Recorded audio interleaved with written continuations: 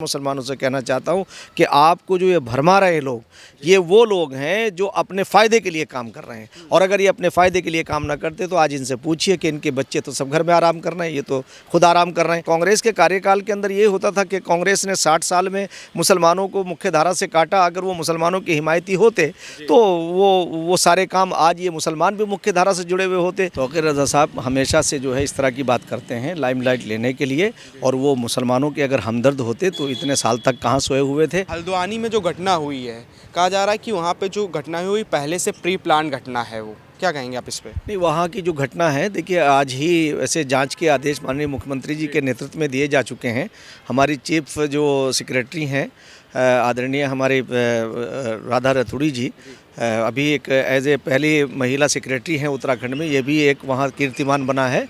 उन्होंने आदेश दिए हैं और जो भी इसमें तथ्य सामने आएंगे उस रिपोर्ट आने के बाद माननीय मुख्यमंत्री जी उसके ऊपर जो है वो फैसला करेंगे और जो भी कसूरवार होगा उसे सज़ा मिलेगी। और मैं समझता हूँ जो मदरसे का प्रकरण है, वो मदरसा हमारे यहाँ पंजीकृत नहीं था, वो अवैध था। और वो जैसे कि तथ्य सामने आए हैं वो नज़ूल की यानी नगर निगम की जगह पर बना हुआ था, इसलिए वो वैध नहीं था, वो अवैध था। और अवैध होने के बाद इन लोगों से जो वहाँ इसे संचालित कर रहे थे, उन्हें वहाँ के नगर निगम ने समय दिया और उस समय पर वो अपने कागजात को प्रस्तुत नहीं कर पाए, तो जाहिर है कि जो सरकारी नियम है वो उन्होंने उसका पालन किया और वहाँ उसे डिमोलाइज़ किया। अब वहाँ आने के बाद में भीड़ को किसने उकसाया, किसने बहकाया, किसने उन लोगों के हाथों में पत्थर दिए कि भाई एक ये मैसेज पहुंचा कि ये मदरसा तोड़ा जा रहा है या मस्जिद तोड़ी जा रही है, उन्हें इस पर जो है मैं समझता हूं कि ना वो उसे आप कह ही नहीं सकते। जब वैधानिक ही नहीं है तो उसे आप मस्जिद और मदरसा कैसे कह सकते हैं? और मदरसा बोर्ड के अंदर उसका कोई रिकॉर्ड मौजूद ही नहीं है। तो इसलिए मैं एक बात कहना चाहता हूँ कि वहाँ जो हल्द्वानी की आवाम है उन्हें ये देखना चाहिए था कि ख़ास तौर से कि ऐसा कोई भी गैर कानूनी काम नहीं करना चाहिए था। पुलिस से टकराना, उनके ऊपर पत्थरबाजी करना, लगभग जो है वो दर्जनों से ज़्यादा पुलिस वाले घायल हुए हैं। तो क्या दर्शाता है कि ये बिल्कुल असामाजिक लोग ही ऐसा कर सकते हैं।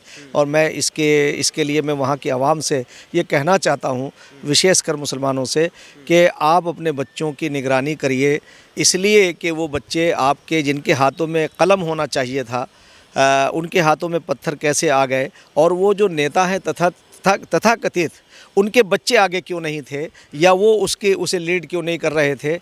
आखिर ये सारा जो षड्यंत्र है इसे आप कब समझने का प्रयास करेंगे? तो मैं कह सकता हूँ कि हम मदरसों के माध्यम से उन बच्चों को पढ़ाने का प्रयास कर रहे हैं जो गरीब घरों के बच्चे हैं।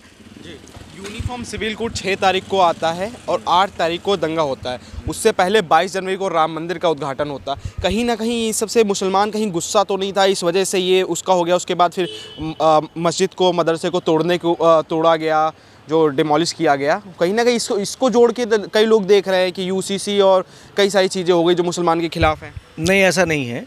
अगर इसके ऊपर कोई प्रतिक्रिया होती तो मर्यादा पुरुषोत्तम श्री राम तो हम सबके आदर्श हैं, और उनके बारे में अगर कोई बात आदमी भ्रम पैदा करता है तो देखिए उसके बाद कोई प्रतिक्रिया नहीं है। इसी तरह यूसीसी के बाद भी कोई प्रतिक्रिया नहीं थी।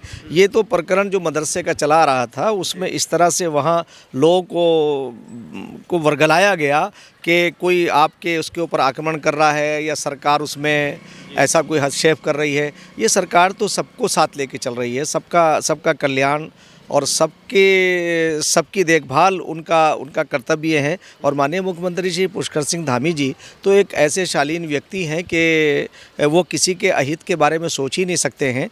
ये कैसे आदमी सोच सकता है कि जो 1.25 करोड़ की जनता उत्तराखंड राज्य की देवतुल्य कह कर के एड्रेस करते हों, वो किसी के अहित की बात करेंगे। और उसमें वो किसी भी समुदाय के साथ भेदभाव नहीं करते, मुसलमानों के साथ भी नहीं करते हैं, बल्कि मुसलमानों के लिए जो मदरसों में उन्होंने हमें जो योगदान, हमें वो जो उनकी हमें जो उनकी सपोर्ट मिल रही है, जो उनका नेतृत्व मिल रहा है, हम बहुत जल्दी हम अपने उन बच्चों को जो मदरसे में पढ़ने वाले हैं वही मस्जिदों में जाते हैं, वही मदरसों में जाते हैं, वो उपदेशक बनते हैं।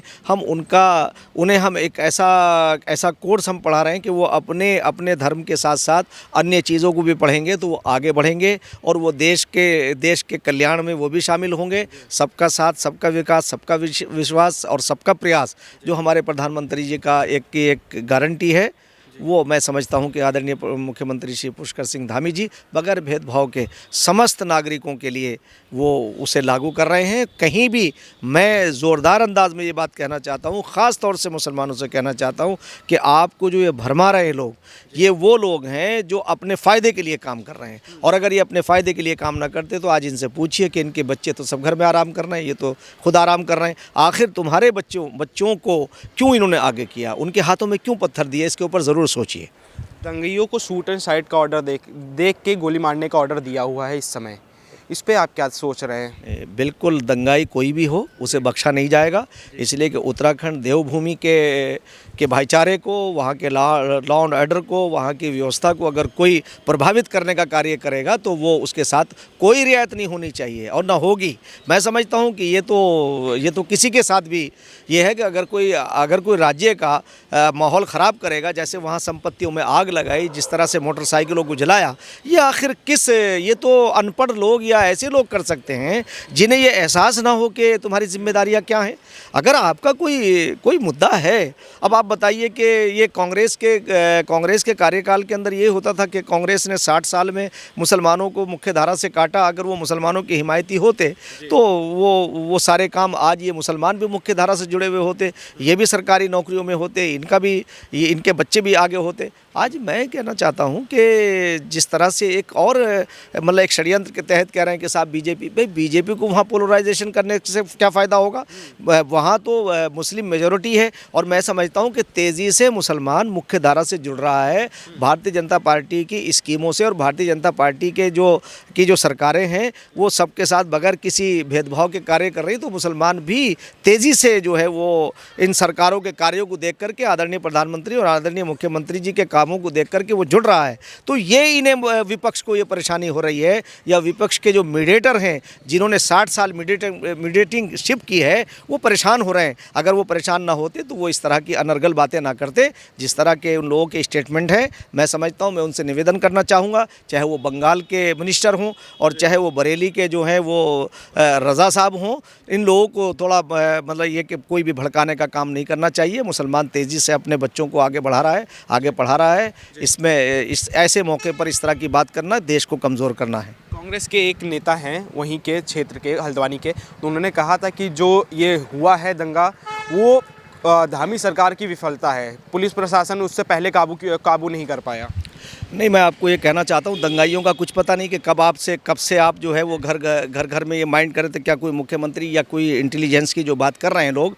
मैं ये कहता हूँ कि वहाँ के प्रशासन ने बहुत तेज़ी से काम किया है और बहुत तेज़ी से उन्होंने हालात को कंट्रोल किया है। और मैं इस बात को कहने में बिल्कुल सही हूँ कि प्रशासनिक जो हमारी डीएम साहिबा हैं या हमारा जो भी प्रशासनिक अमला है वो बहुत तेज़ी से हालात को नियंत्रित करके वो नॉर्मलाइज की तरफ आ रहे हैं। आखिरी क्वेश्चन मैं लूँगा, बरेली के तौकीर रजा साहब ने जो बोला उसके बाद से बरेली में भी टेंशन बढ़ गई है। किस तरह से देखते हैं ये मुसलमानों को बरगलाने का जो बयानबाजी चल रही है इस समय देश में, कैसे देखते हैं आप इसको? तौकीर रज़ा साहब हमेशा से जो है इस तरह की बात करते हैं लाइमलाइट लेने के लिए, और वो मुसलमानों के अगर हमदर्द होते तो इतने साल तक कहाँ सोए हुए थे। आज अगर अच्छे कार्य हो रहे हैं और मुसलमान तेज़ी से मुख्य धारा से जुड़ रहा है तो इस तरह के कृत्य जो हैं उन्हें शोभा नहीं देते। उन्हें जिस तरह की उनकी लैंग्वेज है असंवैधानिक है, अमर्यादित है, उन्हें मर्यादा में रह करके बात करनी चाहिए ताकि जो है वो कोई देश का माहौल ख़राब ना हो।